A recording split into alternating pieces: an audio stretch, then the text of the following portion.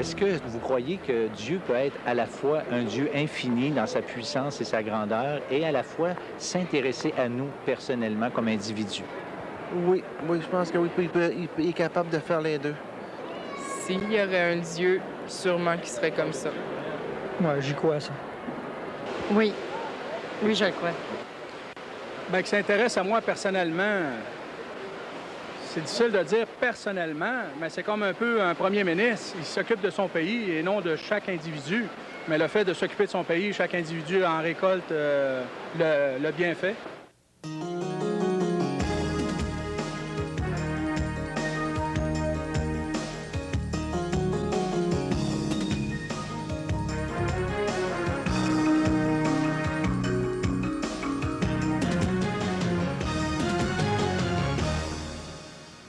Mesdames, Messieurs, bonjour et re-bienvenue à l'émission L'heure de la bonne nouvelle. Aujourd'hui, dans le cadre de notre série Questions d'homme et réponses de Dieu, nous allons parler d'une question qui est Dieu existe-t-il? Est-ce que Dieu existe? C'est une question vraiment fondamentale. On sait qu'aujourd'hui, dans le monde en général, beaucoup de personnes remettent en question l'existence même de Dieu, mais je pense que beaucoup de gens font erreur dans ce domaine-là, n'est-ce pas, Jacques? Oui. Est-ce que Dieu existe, Jacques? Oui, Dieu existe sûrement, Jean-Pierre. La question ne se pose pas pour moi. OK. Et d'ailleurs, c'est toi qui vas nous prouver avec la Bible Oui. que nous avons de bonnes raisons de croire que Dieu existe. Jacques, j'aimerais que tu nous parles un petit peu d'un aspect de ton travail, peut-être que les gens connaissent moins, c'est que tu animes, et même tu as mis sur pied et tu animes un séminaire qui s'appelle « Soyons des hommes ». Oui. Oui, un séminaire Soyons des hommes. Mais le but de ce séminaire-là, c'est d'aider les hommes à se découvrir comme étant des hommes, en tant qu'hommes, ce qui n'est pas évident dans notre société présentement. OK. Alors, c'est un séminaire qui se donne sur une base de 8 rencontres qui durent une journée chacune et qui vient de se terminer à Sherbrooke, justement une série la semaine passée. Et tout ça aboutit à un séminaire de couple, parce qu'on veut emmener les femmes là-dedans avec les couples, etc. Et le prochain séminaire va avoir lieu à Saint-Élie-d'Harford avec 150 couples qui peuvent venir, et ça va être plein. OK. Bien, merci, Jacques. De toute façon, on se retrouve dans quelques instants. François, les personnes que nous avons entendues, auxquelles tu as posé la question de savoir si Dieu existait, ce qui m'a surpris un peu, c'était que c'était presque unanime. Les gens, en général, sont assez positifs avec ça. Oui, mais notre échantillon est relativement restreinte. Moi, je travaille dans les cégeps avec les jeunes, et puis je m'aperçois que on peut virer ça de bord. Là. La majorité se disent athées. Je dis bien se disent athées. Un auteur, Rav Chalice, a écrit un livre qui s'intitule « Ça prend beaucoup de foi pour être athée ». Et effectivement, je pense que c'est tout un combat pour garder la foi athée. On me comprend? Oui. Est-ce que Dieu existe? Eh bien, c'est ce que nous allons découvrir ensemble dans quelques instants avec Jacques Marcoux. Mais pour l'instant, si vous le voulez bien, nous allons aller vers la chronique La Bible répond.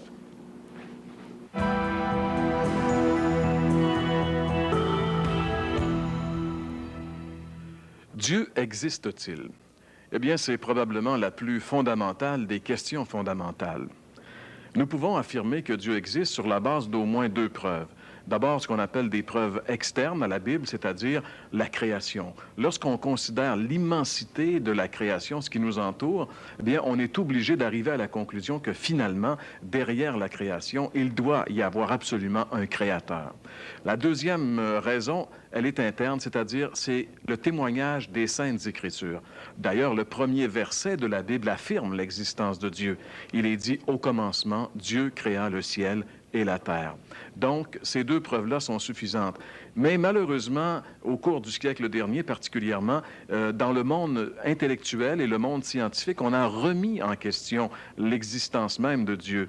Francis Schaeffer, un penseur chrétien qui a vécu dans le siècle dernier, disait dans un de ses écrits que deux événements importants ont marqué ce siècle, et ce sont deux événements qui sont arrivés simultanément, c'est-à-dire l'explosion de la connaissance scientifique et l'effondrement moral.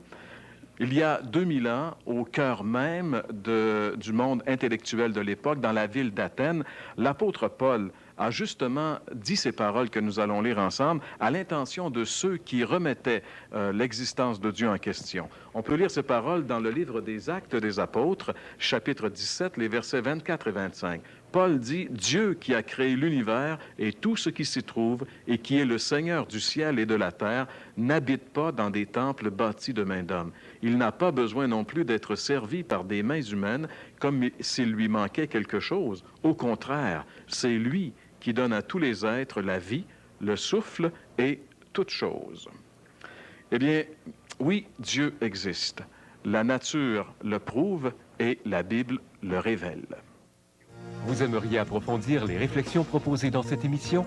L'heure de la bonne nouvelle vous offre gratuitement un exemplaire du Nouveau Testament, Bonne nouvelle aujourd'hui, ainsi que le livre Réponse de Dieu aux questions de l'homme de William MacDonald. En plus, un calendrier de réflexion quotidienne. Pour recevoir le tout, écrivez-nous et faites-nous part de vos commentaires. L'heure de la bonne nouvelle, case postale 1054 Sherbrooke, J1H 5L3 ou par courriel hbn@abacom.com. Pour poursuivre votre réflexion, nous vous invitons à un déjeuner de l'espoir organisé à travers la province. Téléphonez au 1-866-335-3863, 1-866-DÉJEUNE pour connaître les détails concernant l'endroit, la date et l'heure pour votre région. Notez, ces déjeuners ont lieu dans des endroits publics et vous sont offerts gratuitement. Dieu existe-t-il? C'est le thème de l'émission d'aujourd'hui. Mais permettez-moi de poser une autre question. Peut-on connaître Dieu? Dans son excellent livre intitulé « Il faut beaucoup de foi pour être athée », justement le livre auquel François a référé tout à l'heure, son auteur, Ralph Challis, écrit « D'où vient la structure mathématique de l'énergie qui constitue le cosmos? D'où viennent les lois immuables de la physique et de la chimie? D'où vient la complexité inconcevable de notre cerveau? D'où vient notre besoin d'aimer et d'être aimé? Et plus encore, comment expliquer le miracle de la beauté? Peu importe, dit-il, le nom que l'on donne à la source d'où proviennent toutes ces choses, cette source existe. Et dans ce cas, l'action la plus intelligente que l'homme puisse entreprendre consiste à rechercher cette source. Comment est-il ce Dieu qui est la source de la vie, de tout ce qui est? Peut-on le savoir? Peut-on le connaître? Est-ce normal qu'il y ait autant de confusion sur la personne de Dieu? Il y a tant de religions différentes, tant de pensées religieuses différentes, tant de conceptions de Dieu différentes, tant de dieux différents. Il y a presque autant de descriptions différentes de Dieu dans le monde qu'il y a d'humains. On croit qu'il y a un seul Dieu. On dit que tous croient au même Dieu et pourtant, on n'a pas la même description de Dieu. On n'a pas le même portrait de Dieu. Mais ce n'est pas un peu étrange? Le bon sens ne nous dit-il pas que Dieu doit avoir un seul et unique portrait de lui-même, comme c'est le cas pour chacun de nous? Pensez pas? Mais comment connaître Dieu? Quel est le moyen de connaître Dieu? Il est évident que le Dieu invisible ne peut être connu que dans la mesure où il se soit révélé. Mais s'est-il révélé? Bien sûr qu'il s'est révélé. La révélation de Dieu dans la nature et dans le cosmos est imprimée. La Bible dit dans l'Épître aux Romains, par exemple, que la colère de Dieu se révèle du ciel contre toute impiété et toute injustice des hommes qui retiennent injustement la vérité captive. Car ce qu'on peut connaître de Dieu est manifeste pour eux, Dieu leur ayant fait connaître. En effet, les perfections invisibles de Dieu, sa puissance éternelle et sa divinité se voient comme à l'œil depuis la création du monde quand on les considère dans ses ouvrages. Ils sont donc inexcusables. Dieu nous dit dans ce texte de sa parole qu'il a d'abord imprimé l'image de son existence et de sa personne dans la nature qui nous entoure et dans le cosmos qui nous enveloppe. Que l'existence de Dieu et de sa personne sont visibles à l'œil nu pour ceux qui savent voir, de sorte que ceux qui ignorent son existence ou sa personne sont sans excuse de ne pas le connaître. Et par conséquent, refuser de le voir dans la nature, c'est se cacher une vérité évidente qui nous rend coupables. Alors, qu'est-ce que la nature et le cosmos nous révèlent de Dieu? Eh bien, d'abord, son existence. Quand on regarde le ciel avec son système interplanétaire, à la fois si compliqué et si perfectionné, et puis qu'on regarde la Terre avec la vie qu'elle renferme et ses nombreuses créatures d'une si grande complexité et en même temps d'une si grande perfection, on est forcé de conclure que Dieu existe. Quand on admire un merveilleux coucher de soleil le soir au crépuscule ou un magnifique arc-en-ciel le jour après la pluie, ou qu'on s'émerveille devant une magnifique rose dégageant son parfum exquis, on est forcé de conclure que le Créateur doit être un artiste exceptionnel qui aime la beauté. Et quand on considère l'éclat de l'éclair qui d'un seul coup traverse les cieux de l'est à l'ouest, et le grondement du tonnerre qui fait trembler la terre, ou la puissance du vent et la force des cyclones et des ouragans, ou encore la puissance de la mer qui se déchaîne, ou celle du verglas qui brise les pylônes électriques comme s'ils étaient des cure-dents, on se dit que Dieu non seulement doit aimer les belles choses, mais qu'il doit également être très puissant. Et quand on contemple le travail d'une simple abeille ou l'activité d'une toute petite fourmi, ou même encore celui de l'araignée tissant sa toile avec tant d'adresse et d'intelligence, on est forcé de conclure que Dieu non seulement aime les belles choses et est puissant, mais doit également être très sage. Et quand on contemple le cosmos la nuit, avec ses milliards d'étoiles, qu'on plonge ses regards dans la lentille d'un télescope pour y sonder les galaxies par milliards qui remplissent l'espace en termes de milliards d'années-lumière, on est forcé de conclure que Dieu, en plus d'être un Dieu de beauté, de puissance et de sagesse, doit également être un Dieu de grandeur. Il doit être infiniment grand. Alors vous voyez, la nature et le cosmos sont des œuvres de Dieu où il est imprimé la révélation de son existence et même de sa personne. Toutefois, cette révélation est insuffisante. Elle ne peut en soi nous faire connaître Dieu personnellement et intimement. Elle ne peut tout au plus que nous donner le goût de Dieu, que nous donner le désir de le connaître personnellement. Elle ne peut que nous conduire à la recherche de Dieu, mais pas plus. C'est pourquoi Dieu a dû ajouter une autre forme ou un autre ordre de révélation, une révélation spéciale et spécifique de lui-même, qu'il nous a donnée, qu'il a rédigée dans un livre, dans la Bible. Dieu a donné aux hommes un livre dans lequel il a écrit sa biographie, dans lequel il s'est révélé personnellement pour nous dire qui il est et comment il est, et ce qu'il a fait, et ce qu'il fait, et ce qu'il fera. La Bible est un livre unique que Dieu a donné aux hommes par inspiration au cours des âges et à travers le cours de l'histoire du monde, afin de nous donner un moyen unique de le connaître. On ne peut pas connaître Dieu personnellement autrement, et on ne peut pas le connaître ailleurs non plus.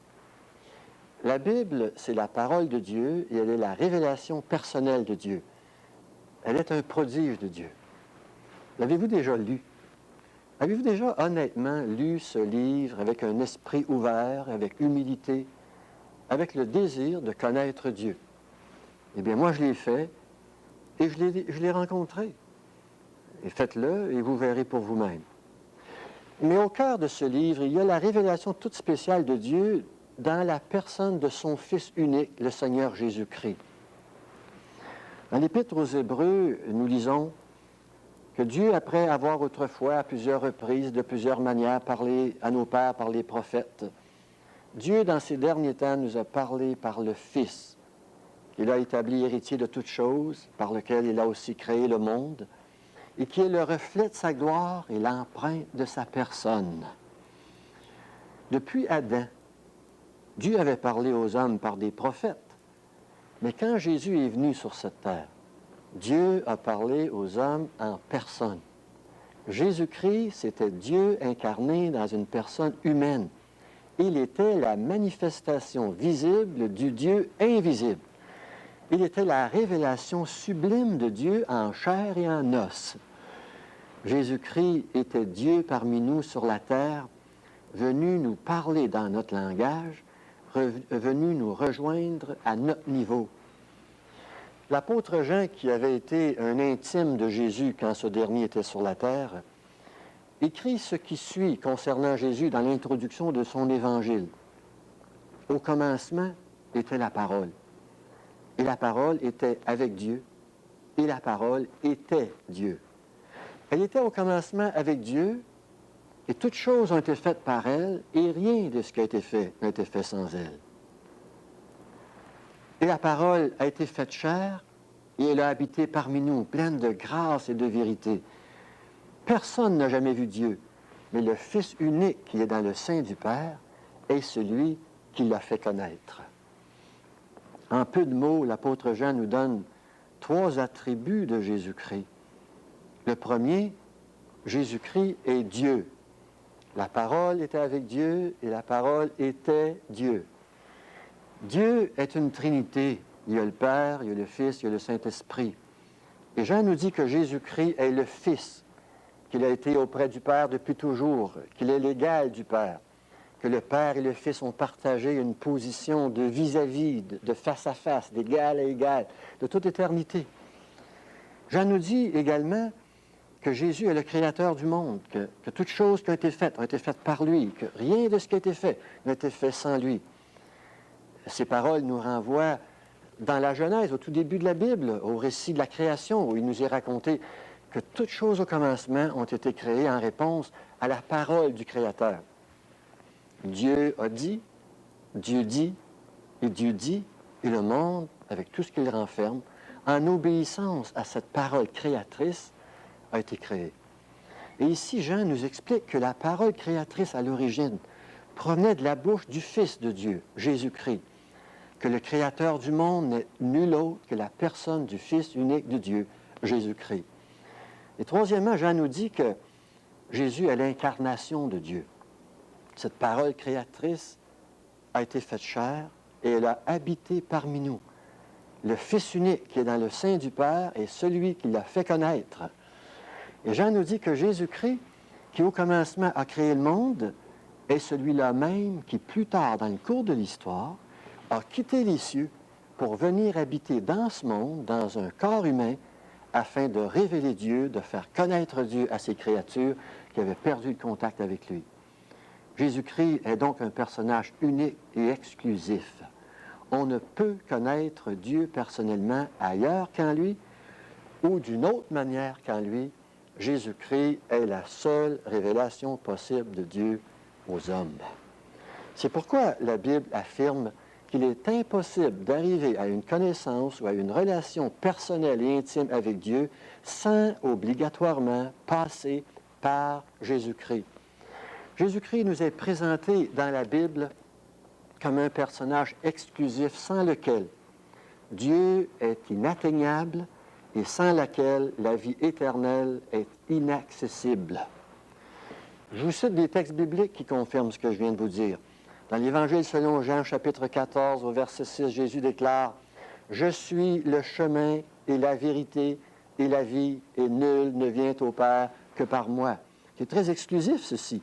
Personne ne vient au Père que par moi, dit-il, ce qui ne laisse aucun autre chemin que Jésus. Puis dans les Actes des Apôtres, au chapitre 4, au verset 12, nous lisons « Il y a de salut en aucun autre, car il n'y a sous le ciel aucun autre nom que celui de Jésus qui a été donné parmi les hommes par lequel nous devions être sauvés. » Non seulement Jésus est le seul chemin qui puisse nous conduire au ciel, mais il possède également, il est le seul nom sur la terre et dans tout l'univers qui puisse être invoqué pour nous faire entrer au ciel. Le salut n'est possible qu'en lui. Puis il y a l'épître de Paul à Timothée au chapitre 2 qui dit « Car il y a un seul Dieu et aussi un seul médiateur entre Dieu et les hommes, Jésus-Christ homme, qui s'est donné lui-même en rançon pour tous. » Jésus-Christ est le seul médiateur. Il est le seul intermédiaire qui existe, capable de réconcilier le Créateur 3 fois saint et la créature déchue et pécheresse. Pourquoi Jésus seul? Parce que Jésus est ce qu'aucun autre n'est. Il est à la fois Dieu et homme. Il est l'homme-Dieu. Il est ce qu'aucun autre n'est. Et de plus, il a fait ce qu'aucun autre n'a fait. L'homme-Dieu qu'il était est mort sur une croix pour porter les péchés de ses créatures, pour payer la rançon, le prix de nos fautes. Personne d'autre que Jésus n'a fait cela pour nous. Jésus est le sauveur du monde. Il est le seul sauveur. Il n'y en a pas d'autre. Il est mon précieux sauveur. Est-il le vôtre? Comment connaître Dieu alors? Comment avoir la vie éternelle? Par la foi personnelle en Jésus. Et il faut croire en Jésus. Jésus a dit, celui qui croit en moi a la vie éternelle. Et il faut croire en lui. Il faut mettre toute sa confiance et tout son espoir en lui. Donc, c'est à vous de le faire. C'est à vous de croire.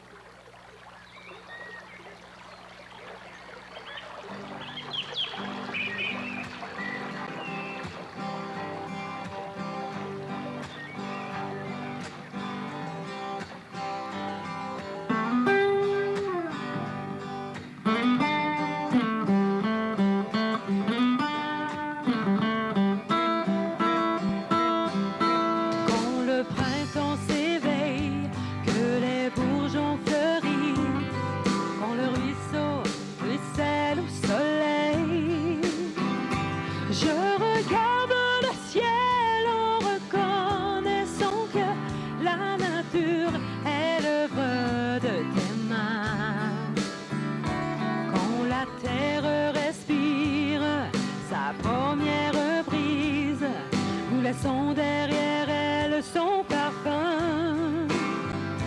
Un désir monte en moi d'élever ma voix pour te louer, mon Dieu et mon roi. Louer le Créateur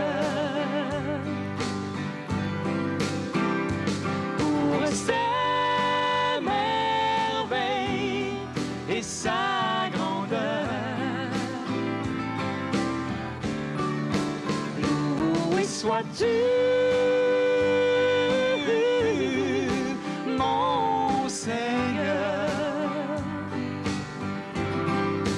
qu'il est bon de célébrer ta puissance et ta bonté ainsi révélée.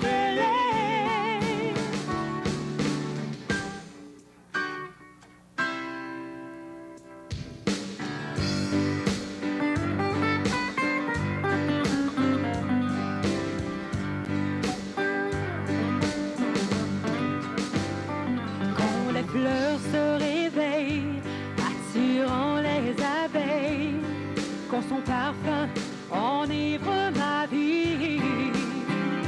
Je regarde le ciel en reconnaissant que la nature est l'œuvre de tes mains. Quand les oiseaux reviennent au pays qu'ils aiment, battant de leurs ailes en chantant, un désir monte en moi d'élever ma voix pour te louer, mon Dieu et mon roi. Louer le Créateur pour ses merveilles et sa grandeur. Loué sois-tu, mon Seigneur, qu'il est bon de célébrer ta puissance et ta bonté ainsi révélée. Mais quand je pense aux hommes qui parlent avec des bombes, ils détruisent ta création. Oh, oh, oh, oh. La nature leur enseigne que c'est toi qui règnes. Devant toi, tous genoux fléchiront.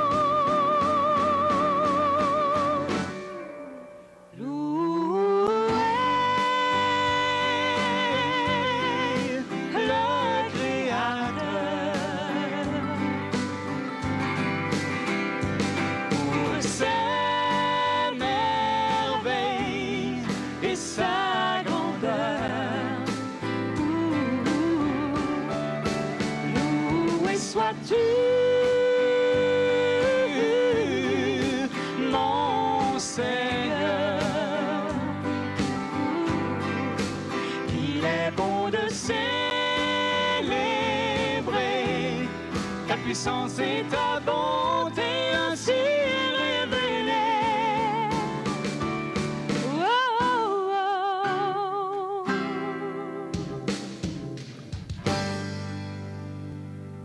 Merci beaucoup, Sylvain et Ninon Paradis. Oui, il est bon de célébrer la puissance, la toute-puissance de ce Dieu si puissant, mais aussi son immense bonté, sa grande miséricorde. Un Dieu si grand qui avait la puissance de créer l'univers immense que l'on apprend à connaître de plus en plus, et en même temps un Dieu qui nous a tellement aimés, qui est venu nous visiter dans la personne de son propre Fils, le Seigneur Jésus-Christ, et qui est venu donner sa vie pour nous sur la croix, mourir comme un vulgaire malfaiteur. Là, mes amis, il fallait qu'il nous aime pour accepter ça. Il l'a fait. C'est ce que la Bible nous dit. C'est lui, la Bible dit, le seul vrai Dieu et la vie éternelle, le Seigneur Jésus-Christ. Le connaissez-vous personnellement? Lui avez-vous confié votre vie? C'est ça, mes amis, la bonne nouvelle. C'est pour ça qu'on est là, dimanche après dimanche, pour vous annoncer ce même message, le message de l'Évangile. Jacques, merci beaucoup d'avoir été avec nous au cours des 2 dernières semaines. On a bien apprécié ta présence et on espère qu'on aura l'occasion de se revoir dans une autre série ultérieurement. J'espère aussi. François, avant qu'on se quitte, je pense que tu avais quelque chose à rajouter avant qu'on parle des déjeuners. Oui, c'est ça. Il ne faut pas oublier nos déjeuners, mais je voulais juste... le texte que Jacques a mentionné concernant la nature de Dieu qui nous entoure, le texte que Jacques a lu, c'est vraiment un texte qui nous dit que la nature nous rend responsables devant Dieu de le chercher, d'aller voir dans sa parole cette autre révélation que Dieu nous a donnée. Il y a donc une responsabilité. C'est un privilège, mais qui est lié à une responsabilité. Absolument. Il n'y a jamais en réalité de privilège sans responsabilité. Et nous, j'aimerais moi, vous inviter à venir me rencontrer au restaurant Tracy samedi prochain, samedi le 30 mars. Samedi le 30 mars au restaurant Tracy, sur la route Marie-Victorin à Tracy, à Sorel-Tracy, dans le secteur de Tracy. J'aurai l'occasion, justement, de parler, de dire aux gens ce que Dieu a fait dans ma vie, de quelle façon il s'est révélé à moi et comment j'ai pu le connaître et aujourd'hui avoir cette certitude que mes péchés sont pardonnés et que j'ai la vie éternelle. C'est un rendez-vous que je vous donne samedi prochain, donc le 30 mars, au restaurant Tracy. Eh bien, c'est tout le temps qui était à notre disposition, encore une fois, pour aujourd'hui. Alors, on vous souhaite de passer une excellente semaine et on vous convie à être avec nous la semaine prochaine pour une autre émission de l'heure de la bonne nouvelle. Passez une bonne semaine et à la semaine prochaine. Pour poursuivre votre réflexion, nous vous invitons à un déjeuner de l'espoir organisé à travers la province. Téléphonez au 1-866-335-3863, 1-866-DÉJEUNE pour connaître les détails concernant l'endroit, la date et l'heure pour votre région. Notez, ces déjeuners ont lieu dans des endroits publics et vous sont offerts gratuitement. Vous aimeriez approfondir les réflexions proposées dans cette émission? L'heure de la bonne nouvelle vous offre gratuitement un exemplaire du Nouveau Testament, Bonne nouvelle aujourd'hui, ainsi que le livre Réponse de Dieu aux questions de l'homme de William MacDonald. En plus, un calendrier de réflexion quotidienne. Pour recevoir le tout, écrivez-nous et faites-nous part de vos commentaires. L'heure de la bonne nouvelle, case postale 1054 Sherbrooke, J1H 5L3 ou par courriel hbn@abacom.com.